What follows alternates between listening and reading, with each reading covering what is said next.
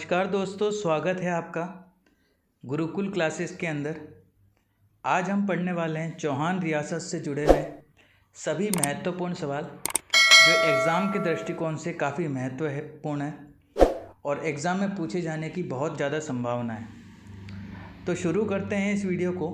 और इस वीडियो के अंदर हम चौहान रियासत में अभी तक पूछे गए एग्ज़ाम्स में जिस तरह के क्वेश्चंस को पूछा गया है, उन सभी तरह के क्वेश्चंस को मैं लेकर आया हूँ जो आपके एग्ज़ाम के लिए काफ़ी हेल्पफुल रहेंगे। तो शुरू करते हैं हम इस वीडियो को। सबसे पहला क्वेश्चन आपके सामने आपको दिखाई दे रहा है। क्वेश्चन है, चौहान वंश की उत्पत्ति के संदर्भ में निम्नलिखित में से कौन सा कथन सत्य है। ये हमारा पहला क्वेश्चन है कि चौहान वंश की उत्पत्ति के संदर्भ में निम्नलिखित में से कौन सा कथन सत्य है। अब देखो, यहाँ पर 3 कथन दे रखे हैं, ए, बी और सी। हमको बताना है कि निम्न में से कौन सा कथन सत्य है। सबसे पहला कथन दे रखा है, डॉक्टर दशरथ शर्मा के अनुसार चौहानों की उत्पत्ति ब्राह्मणों से बताइए। तो ये क्वेश्चन तो बिल्कुल सही है, ये ऑप्शन बिल्कुल सही है, क्योंकि दशरथ शर्मा ने चौहानों की जो उत्पत्ति है वो ब्राह्मणों से बताई है। क्योंकि दशरथ शर्मा जी खुद हमारे ब्राह्मण हैं, उन्होंने इसलिए उनकी उत्पत्ति ब्राह्मणों से बताई है। ठीक है। बी ऑप्शन है अचलेश्वर शिलालेख, जो कि सिरोही में है। माउंट आबू के अंदर हमारा अचलेश्वर शिलालेख है, सिरोही के अंदर, जो उसमें चौहानों को सूर्यवंशी कहा गया है। तो यह कथन सत्य नहीं है, ये असत्य है। क्यों असत्य है? क्योंकि अचलेश्वर शिलालेख के अंदर चौहानों को सूर्यवंशी नहीं कहा गया। क्या कहा गया? तो इनको कहा गया है चंद्रवंशी। क्या कहा गया है? चंद्रवंशी। ठीक है, ध्यान रखना। तीसरा सी ऑप्शन है, पृथ्वीराज राशों के अनुसार चौहानों की उत्पत्ति अग्निकुंड से हुई। तो ये तो बिल्कुल सही ऑप्शन है। यानी 3 में से ए और सी है जो बिल्कुल सही है। तो इसका आंसर होगा हमारा ऑप्शन ए, केवल ए और सी, क्योंकि सत्य कथन पूछा गया है। ठीक है, देखते हैं अगला क्वेश्चन।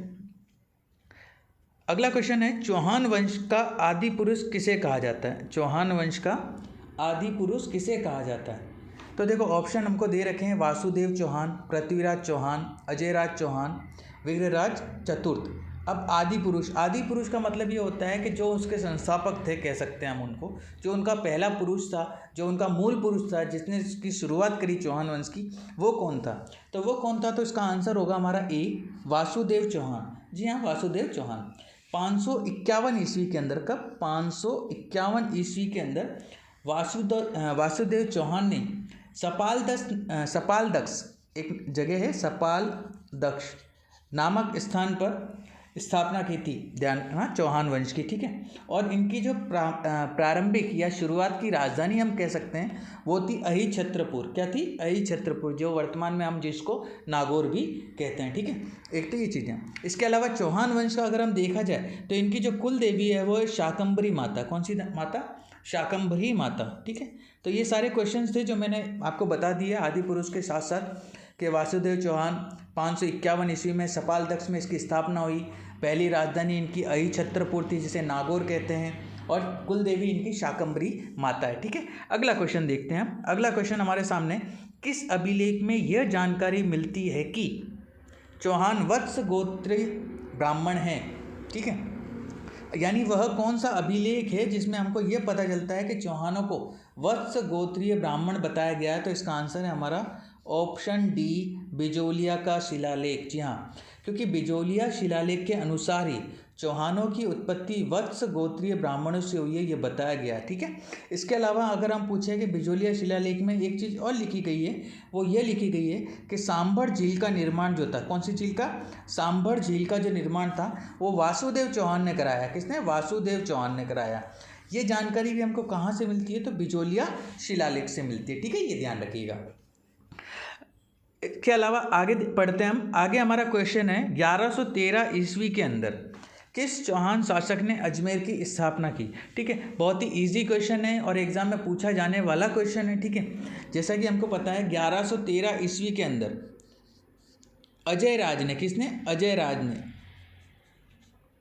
अजमेर की स्थापना की थी। ध्यान रखना। ठीक है, ऑप्शन में आपको अजय पाल भी मिल सकता है, तो आप ध्यान रखना अजय पाल नहीं होगा, क्योंकि पाल जो है वो करौली के शासक हुआ करते थे। ये अजय राज है। ठीक है, 1113 में इसकी स्थापना हुई थी। ठीक है, अजमेर की स्थापना की थी, ठीक है। इसके अलावा अजय राज को ही चौहान वंश का जो वास्तविक संस्थापक है, भाई मूल पुरुष तो हमने बता दिया वासुदेव चौहान को, लेकिन जो वास्तविक संस्थापक है वो अजय राज को ही माना जाता है, ठीक है। इसके अलावा अजय राज ने गढ़बीटली, एक पहाड़ी है गढ़बीटली पहाड़ी, उस गढ़बीटली पहाड़ी पर अजय मेरू दुर्ग का भी निर्माण कराया था, ध्यान रखना। कौन से दुर्ग का? अजय मेरू दुर्ग का निर्माण भी कराया था, ठीक है। अगला क्वेश्चन देखते हैं हम। अगला क्वेश्चन हमारे सामने, अर्णोराज के संदर्भ में निम्नलिखित में से कथनों में से असत्य कथन बताना है।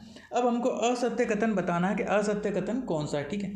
तो इसका आंसर देखो, पहले हम देख लेते हैं, ऑप्शन पढ़ लेते हैं कि अर्णोराज ने गुजरात के चालुक्य शासक जय सिंह द्वितीय की पुत्री कंचन देवी से विवाह किया था। तो ये बिल्कुल सही है कि गुजरात के जो चालुक्य शासक थे जय सिंह द्वितीय की पुत्री कंचन देवी से विवाह किया था अर्णोराज ने। पुष्कर अजमेर में अर्णोराज ने वराह मंदिर का निर्माण कराया था, ये ऑप्शन भी सही है।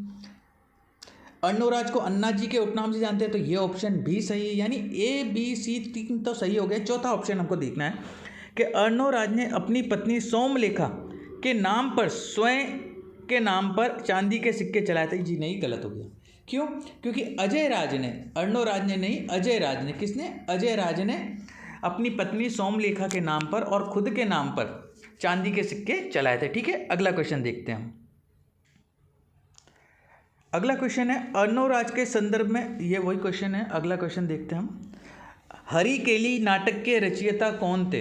हरिकेली नाटक के रचयिता कौन थे, ठीक है। अब हरिकेली नाटक के रचयिता हमको बताने हैं, तो हरिकेली नाटक के जो रचयिता है वो है ऑप्शन ए हमारा सही होगा, विग्रहराज चतुर्थ। जी हाँ, विग्रहराज चतुर्थ हमारा बिल्कुल सही है, जिनको अगर हम पूछें तो बीसल देव भी कहते हैं। क्या कहते हैं? बीसल देव भी कहते हैं, ठीक है। इसके अलावा जो हरिकेली नाटक था ये संस्कृत में लिखा गया था, ये भी ध्यान रखना। किस में लिखा गया था? संस्कृत में लिखा गया था, ठीक है। इसके अलावा विग्रहराज चतुर्थ को कवि बांधव के नाम से भी जाना जाता है, ये भी जानना। कवि बांधव है ना, कवि बांधव की उपाधि कह सकते हैं या नाम भी कह सकते हैं, ठीक है। अगला देखते हैं, अगला क्वेश्चन। अगला क्वेश्चन है दल पुंगल एवं राय पिथोरा। दल पुंगल एवं राय पिथोरा किस शासक की उपाधि थी या उपलब्धियां थी, ठीक है, ध्यान रखना। तो इसका आंसर हमारा होगा ऑप्शन डी, पृथ्वीराज तृतीय जी, ठीक है। यानी दल पुंगल का मतलब होता है हमारा विश्व विजेता। क्या होता है? विश्व विजेता, ठीक है। एवं राय पिथोरा, दोनों ही ये जो दोनों ही उपाधियां थी या उपलब्धियां थी, ये किसकी थी? तो ये दोनों ही उपाधियां जो थी वो थी पृथ्वीराज तृतीय की। किसकी थी? पृथ्वीराज तृतीय की थी। और इन पृथ्वीराज तृतीय का जो जन्म था वो 1166 ईस्वी में हुआ था। कहाँ हुआ था? गुजरात में हुआ था। और अगर ये भी पूछ लिया जाए गुजरात में कहाँ हुआ था, तो एक जगह थी जिसका नाम था अनहिल पाटन। कौन सा? पाटन बोल दो या तो सीधे, या अनहिल पाटन, ठीक है, अनहिल पाटन, ठीक है। इनके पिताजी का नाम अगर पूछा जाए तो सोमेश्वर चौहान था। कौन सा था? सोमेश्वर चौहान था, ठीक है। इनकी माताजी का नाम पूछा जाए तो कर्पूरी देवी था। कौन सा था? कर्पूरी देवी था।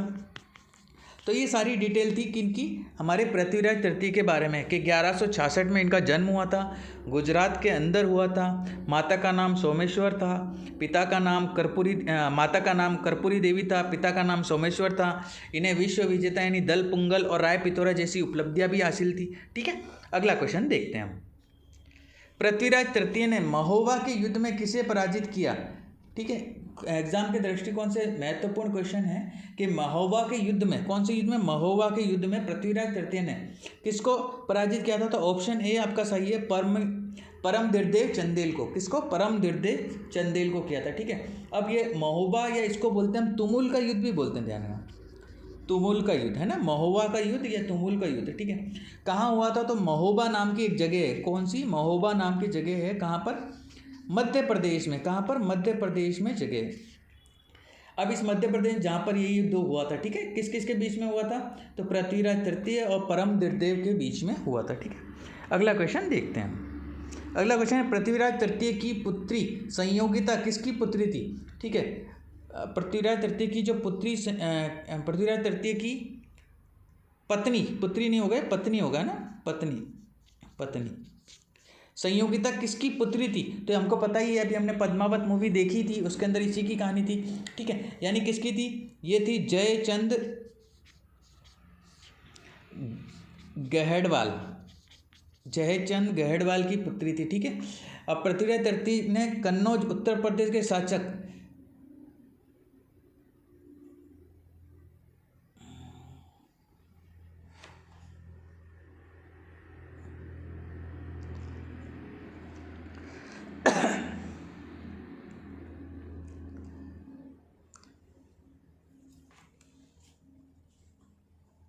अगला क्वेश्चन हमारे सामने है, पृथ्वीराज तृतीय की पुत्री नहीं होगा, यहाँ पे पत्नी होगा, ठीक है, मिस्टेक है, पत्नी। पृथ्वीराज तृतीय की पत्नी संयोगिता किसकी पुत्री थी? तो आंसर होगा हमारा जयचंद गहड़वाल, ऑप्शन सी। अभी जो जयचंद गहड़वाल थे कन्नौज उत्तर प्रदेश के शासक थे या राजा थे हम कह सकते हैं, ठीक है। इनके साथ में पृथ्वीराज तृतीय ने गंधर्व विवाह किया था। कौन सा विवाह किया था? गंधर्व विवाह किया था, ठीक है, ध्यान रखना, ठीक है। अगला क्वेश्चन देखते हैं हम। अगला क्वेश्चन हमारे सामने, तराइन के प्रथम युद्ध के संदर्भ में निम्नलिखित में से कौन सा कथन असत्य कथन छांटना? अब हमको कौन सा कथन असत्य कथन? तो देखो पहला ऑप्शन है, तराइन का प्रथम युद्ध 1184, जी नहीं, 1191 के अंदर हुआ था। कब हुआ था? 1191 में। करनाल हरियाणा के तराइन के मैदान में पृथ्वीराज तृतीय और मोहम्मद गौरी के मध्य हुआ था। बिल्कुल गलत क्वेश्चन ऑप्शन था, क्योंकि 1184 में नहीं था, ये 1191 के अंदर था, ठीक है। इसके अलावा लिखा हुआ है कि इस युद्ध में मोहम्मद गौरी की विजय हुई, जी नहीं, इस युद्ध में पृथ्वीराज की विजय हुई थी, पृथ्वीराज तृतीय की विजय हुई थी। तो इसका मतलब यह है कि इसका दोनों ही ऑप्शन गलत है, तो ऑप्शन डी आपका सही आंसर होगा। ना तो ए असत्य कौन सा है? तो यानी असत्य दोनों है, ए व बी दोनों। ऑप्शन सी आपका सही आंसर होगा, असत्य दोनों ही असत्य है, क्योंकि पृथ्वीराज चौहान की तो विजय हुई थी और 1191 ईस्वी के अंदर ये युद्ध लड़ा गया था, ठीक है। अगला क्वेश्चन देखते हैं हम। अगला क्वेश्चन है हमारा, तराइन का द्वितीय युद्ध, तराइन का द्वितीय युद्ध में निम्नलिखित में इसका किसके मध्य हुआ था? अब तराइन का जो दूसरा युद्ध हुआ था वो किस किस के मध्य हुआ था? तो जैसा कि हमको पता है, पृथ्वीराज तृतीय और मोहम्मद गौरी के बीच। ऑप्शन बी इसका सही आंसर होगा, क्योंकि तराइन का जो द्वितीय युद्ध हुआ था वो 1192 ईस्वी में हुआ था, क्योंकि 1191 में प्रथम युद्ध हुआ था, 1192 में द्वितीय युद्ध हुआ। अब ये द्वितीय युद्ध जो युद्ध हुआ था वो कहाँ हुआ था? तो करनाल हरियाणा के अंदर एक जगह करनाल, उसके तराइन के मैदान के अंदर हुआ था, ठीक है। और इसमें मोहम्मद गौरी की विजय हुई थी। कौन जीता था? तो मोहम्मद गौरी। यानी पहले वाले में तो पृथ्वीराज चौहान जीता, दूसरे वाले में मोहम्मद गौरी जीता। पहले वाला तराइन का युद्ध 1191 में हुआ, दूसरा वाला युद्ध 1192 ईस्वी के अंदर है, ठीक है, ध्यान रखिएगा। अगला क्वेश्चन देखते हैं हम। ख्वाजा मोइनुद्दीन चिश्ती किसके शासनकाल में अजमेर आए? ख्वाजा मोइनुद्दीन चिश्ती किसके शासनकाल में अजमेर आए? तो इसका आंसर होगा पृथ्वीराज तृतीय, ऑप्शन डी। ख्वाजा मोइनुद्दीन चिश्ती जो हैं वो चौहान शासक पृथ्वीराज तृतीय के शासनकाल में 1191 ईस्वी में मोहम्मद गौरी के साथ में, किसके? मोहम्मद गौरी के साथ में अजमेर आए थे, ठीक है, ये ध्यान रखना। और ख्वाजा मोइनुद्दीन चिश्ती का जो जन्म हुआ था वो संजरी नाम की एक जगह थी, कहाँ पर? फारस के अंदर। कहाँ पे? फारस में, वहाँ पर हुआ था, ठीक है। तो क्वेश्चन ध्यान रखिएगा। अगला क्वेश्चन देखते हैं। पृथ्वीराज तृतीय की आराध्य देवी कौन थी? जी हाँ, पृथ्वीराज तृतीय की आराध्य देवी कौन थी? तो आंसर है ऑप्शन ए, चामुंडा माता। चामुंडा माता पृथ्वीराज की आराध्य देवी थी, और पृथ्वीराज तृतीय ने ही अजमेर में चामुंडा माता का मंदिर भी बनाया, ये भी ध्यान रखिएगा, ठीक है। अगला क्वेश्चन देखते हैं हम। निम्नलिखित में से असत्य कथन की पहचान करनी है। जी हाँ, कौन सा असत्य कथन कौन सा? अब देखो ऑप्शन दे रखे हमको, असत्य कथन हमको बताना है। पृथ्वीराज तृतीय ने पिथौरागढ़ का निर्माण कराया, तो बिल्कुल सही था, पृथ्वीराज तृतीय ने ही पिथौरागढ़ का निर्माण करवाया था। पृथ्वीराज तृतीय ने अजमेर में कला विभाग की स्थापना की, ये भी बिल्कुल सही है। पृथ्वीराज रासो की रचना जयानक भट्ट ने की, ये गलत हो गया। क्योंकि पृथ्वीराज रासो की जो रचना थी वो तो चंद्रबरदाई ने करी थी। किसने? चंद्रबरदाई ने करी थी, ठीक है। और पृथ्वीराज तृतीय ने दिल्ली में संयोग की था हवेली का निर्माण करवाया, तो ये तो बिल्कुल सही है। यानी ऑप्शन सी आपका असत्य है, असत्य कथन हमने पहचान लिया है, ठीक है। क्योंकि पृथ्वीराज रासो की जो रचना थी वो किसने करी थी? वो चंद्रबरदाई ने की थी। और चंद्रबरदाई कौन थे? तो पृथ्वीराज रासो के दरबारी विद्वान थे, जिसके अंदर जनार्दन भी हुआ करते थे, वागीश्वर, जयानक भट्ट, चंद्रबरदाई, ये सब थी, ठीक है। जयानक भट्ट ने तो पृथ्वीराज विजय की रचना की थी। किसकी करी थी? ये भी आपको ध्यान रखना, पृथ्वीराज विजय की, पृथ्वीराज विजय की रचना की थी, ठीक है। अगला क्वेश्चन देखते हैं हम। अगला क्वेश्चन है रणथंभौर में चौहान वंश की स्थापना किसने की? जी हाँ, रणथंभौर में चौहान वंश की स्थापना किसने की थी? तो रणथंभौर में चौहान वंश की स्थापना गोविंदराज ने की थी। किसने? गोविंदराज ने की थी, ठीक है। कब की थी? 1194 ईस्वी के अंदर की थी। अब गोविंदराज थे कौन? तो पृथ्वीराज तृतीय के पुत्र थे। कौन थे? पृथ्वीराज तृतीय के पुत्र थे। कौन? गोविंदराज, ठीक है। अगला क्वेश्चन देखते हैं हम। अगला क्वेश्चन है इल्तुतमिश के रणथंभौर पर आक्रमण के समय वहां का शासक कौन था? अब इल्तुतमिश के रणथंभौर पर आक्रमण के समय वहां का शासक कौन था? तो ऑप्शन सी हमारा सही आंसर होगा, वीर नारायण था। यानी इल्तुतमिश ने रणथंभौर पर जब आक्रमण किया था तब वीर नारायण शासक था, ठीक है। और इल्तुतमिश ने ही वीर नारायण की हत्या की थी, जिसके बाद वाघभट्ट ने रणथंभौर में पुनः चौहान वंश की स्थापना की थी, ठीक है। किसने? वाघभट्ट ने। अगला क्वेश्चन देखते हैं हम। हमीर देव के संदर्भ में, किसके? हमीर देव के संदर्भ में निम्नलिखित में से कौन सा कथन सत्य है? अब हमको सत्य कथन बताना है। क्या बताना? हमको सत्य कथन बताना है। हमीर देव के पिता का नाम जेत्र सिंह एवं माता का नाम हीरा देवी था। हमीर देव के पिता का नाम जेत्र सिंह और माता का नाम हीरा देवी था। ऑप्शन बी दे रखा हमको, कथन बी दे रखा हमीर देव की पत्नी रंग देवी थी। ये दो ऑप्शन दे रखे हमको और हमसे पूछा गया सत्य बताना, तो दोनों ही ऑप्शन बिल्कुल सत्य हैं, क्योंकि उनकी माता का नाम हीरा देवी था, पिता का नाम जेत्र सिंह ही था और पत्नी रंग देवी थी, तो बिल्कुल सही, ठीक है। हमीर देव चौहान का अगर हम शासनकाल पता लगाना चाहें तो 1282 से 1301 ईस्वी तक पिता इनके जेत्र सिंह, माता इनकी हीरा देवी थी, पत्नी इनकी रंग देवी थी, ठीक है। अब अगला क्वेश्चन देखते हैं हम। अगला क्वेश्चन हमारे सामने है, निम्नलिखित में से असुमेलित कथन को बताना है। जी हाँ, असुमेलित कथन बताना हमको। एक तरफ ग्रंथ है और उसके रचयिता है, इसमें से हमको असुमेलित बताना है। देखो, ग्रंथ हमीर मठ, रचयिता चंद्रशेखर, तो इसका आंसर बिल्कुल सही है, ठीक है, क्योंकि हमीर मठ के रचयिता चंद्रशेखर ही है। ग्रंथ हमीर महाकाव्य, रचयिता नयनचंद सूरी, ये भी बिल्कुल सही है।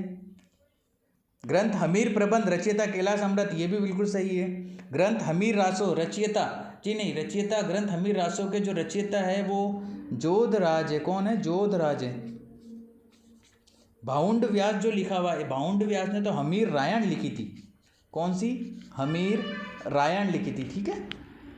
अगला क्वेश्चन देखते हैं हम।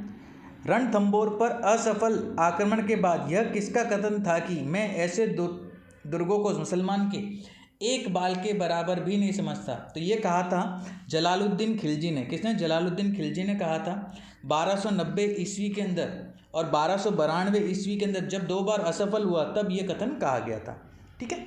अगला क्वेश्चन देखते हैं। 1299 ईस्वी में अलाउद्दीन खिलजी के रणथंभौर अभियान के समय हमीर देव का कौन सा सेनापति वीर गति को प्राप्त हुआ था? तो इसका आंसर होगा ऑप्शन सी, भीम सिंह, ठीक है। 1299 ईस्वी में जब अलाउद्दीन खिलजी ने रणथंभौर अभियान किया, उस समय अलाउद्दीन खिलजी के जो सेनापति थे वो थे उल्गू खां थे, उल्गू खां और नुसरत खां। और कौन थे? नुसरत खां, ठीक है। और इस युद्ध के दौरान नुसरत खां तो वीर गति को प्राप्त हो गए और इसी समय हमीर देव के जो सेनापति थे वो भीम सिंह थे और धर्म सिंह थे, और जिसमें भीम सिंह जो थे वो वीर गति को प्राप्त हो गए थे, ठीक है, ध्यान रखना है। यानी उसमें से तो गए थे नुसरत खां वीर गति को प्राप्त हुए और इधर से भीम सिंह जी, ठीक है। अगला क्वेश्चन देखते हैं हम। 1301 ईस्वी में अलाउद्दीन खिलजी के रणथंभौर अभियान के समय हमीर देव के कौन से 2 सेनापतियों ने विश्वासघात किया था? तो इसका आंसर होगा ऑप्शन ए, रणमल एवं रतिपाल, ठीक है। 1301 ईस्वी के अंदर जब अलाउद्दीन ने रणथंभौर अभियान चलाया था, जब इन दोनों ने ही विश्वासघात किया, क्योंकि इनको लालच दिया गया था राजगद्दी का, तो इन्होंने रणथंबोर दुर्ग में घुसने का रास्ता अलाउद्दीन खिलजी को बताया था। ठीक है, अगला क्वेश्चन देखते हैं हम। रणथंबोर दुर्ग की कुंजी किस दुर्ग को कहा जाता है? रणथंबोर दुर्ग की कुंजी किस दुर्ग को कहा जाता है? तो इसका आंसर हमारे पास में क्या है? तो इसका आंसर है हमारे पास में जाहिन दुर्ग होगा, ऑप्शन सी। ठीक है, जाहिन दुर्ग को ही रणथंबोर दुर्ग की कुंजी कहा जाता है और इसे गुरुदास सैनिक ने बनाया था। ये गुरुदास सैनी का था। किसका? गुरुदास सैनी। ठीक है, ये भी जाना, गुरुदास सैनी। ठीक है, अगला क्वेश्चन देखते हैं हम। रणथंबोर का अंतिम शासक कौन था? रणथंबोर का अंतिम शासक कौन था? तो हमीरदेव चौहान था। ठीक है, ध्यान रखना, कौन था? हमीरदेव चौहान था। ऑप्शन सी इसका बिल्कुल सही आंसर होगा। हमीरदेव चौहान अपने हट के लिए भी प्रसिद्ध था, ये भी ध्यान रखना। ठीक है, अगला क्वेश्चन देखते हैं हम। अलाउद्दीन खिलजी की रणथंबोर विजय के बाद निम्नलिखित कथन किसका था? आज कुफ्र का घर इस्लाम हो गया, इस्लाम का घर हो गया, इस्लाम हो गया। तो ये किसने कहा था? तो ये ऑप्शन बी हमारा अमीर खुसरो ने कहा था। किसने कहा था? अमीर खुसरो ने कहा था। ठीक है, इसके अलावा रणथंबोर दुर्ग के बारे में अबुल फजल ने कहा है कि यह दुर्ग तो बख्तर बंद है, बाकी सब दुर्ग नंगे। ये किसने कहा था? अबुल फजल ने कहा था। तो दोनों ध्यान रखना। ठीक है, अगला क्वेश्चन देखते हैं हम। रणथंबोर दुर्ग 32 खंभों की छतरी का निर्माण किसने करवाया था? तो रणथंबोर दुर्ग में जो 32 खंभों की छतरी है उसका निर्माण हमीरदेव ने कराया था। किसने? हमीरदेव ने कराया था। ऑप्शन ए सही है, और इसको न्याय की छतरी भी कहा जाता है। क्या कहा जाता है? न्याय की छतरी भी कहा जाता है। ठीक है, अगला क्वेश्चन देखते हैं हम। जालोर में चौहान वंश की स्थापना किसने की थी? जालोर में चौहान वंश की स्थापना किसने की थी? तो जालोर में चौहान वंश की स्थापना 1181-82 में कीर्तिपाल चौहान ने की थी। किसने? कीर्तिपाल चौहान ने की थी, जो किसके? नारडोल के शासक अल्हण के पुत्र थे। नारडोल के शासक थे अल्हण, उस अल्हण के पुत्र थे कीर्तिपाल चौहान, इन्होंने स्थापना की थी। ठीक है, इसके अलावा जालोर को जबालीपुर, सुवर्णगिरी, सोनगढ़, कनकाचल, ये सारे प्राचीन नाम भी इसके थे। ठीक है, अगला क्वेश्चन देखते हैं। कीर्तिपाल चौहान को कीतु एक महान राजा की उपाधि किसने दी? तो ऑप्शन ए हमको Munshi Devi Prasad, B मोहनोद Nancy, T Sitaram आलम और चौथा डी कन्हैयालाल सेठिया। तो इसका आंसर होगा हमारा ऑप्शन बी।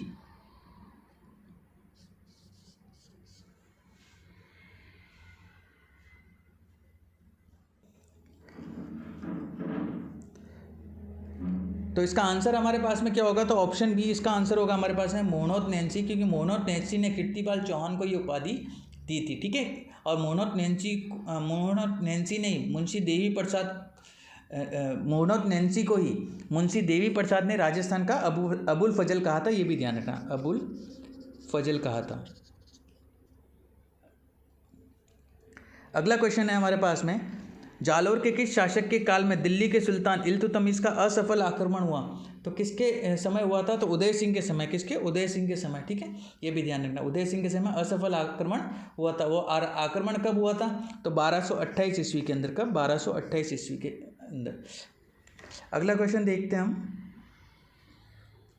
कान्हड़ देव प्रबंध के रचयिता थे। कान्हड़ देव प्रबंध के रचयिता, बहुत ही इंपॉर्टेंट क्वेश्चन है। तो इसका आंसर होगा पद्मनाभ। ठीक है, पद्मनाभ ने ही कान्हड़ देव ग्रंथ की रचना की थी, जिसमें चौहान वंश के बारे में पूरी जानकारी मिलती है। कान्हड़ देव चौहान की पत्नी वीरम देव थी। ठीक है, पत्नी एवं वीरम देव इसका पुत्र, मतलब वीरम देव जो था, वीरम देव तो इनका पुत्र था कान्हड़ देव का।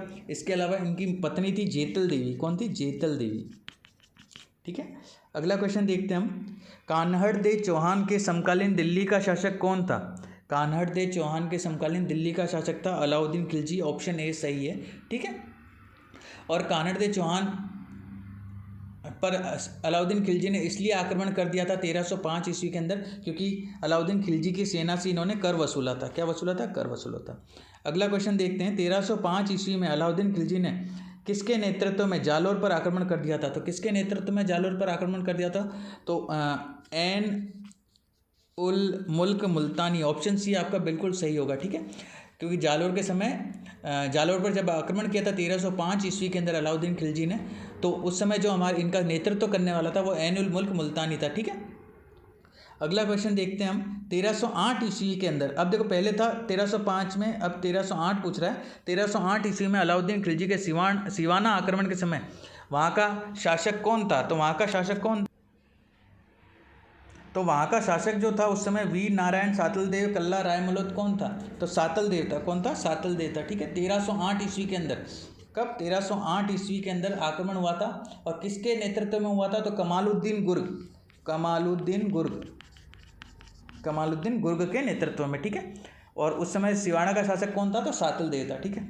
फिर अगला क्वेश्चन है, अलाउद्दीन खिलजी ने सिवाना पर विजय के पश्चात इसका नाम बदल के रखा। बहुत ही इंपॉर्टेंट क्वेश्चन है। क्या नाम रखा था? तो ध्यान रखना, खेराबाद रखा था। क्या रखा था?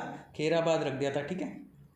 और यहाँ पर इसी समय प्रथम साका हुआ था, एक साका हुआ था, सिवाना का प्रथम साका हुआ था, जिसमें सातलदेव के नेतृत्व में केसरिया हुआ।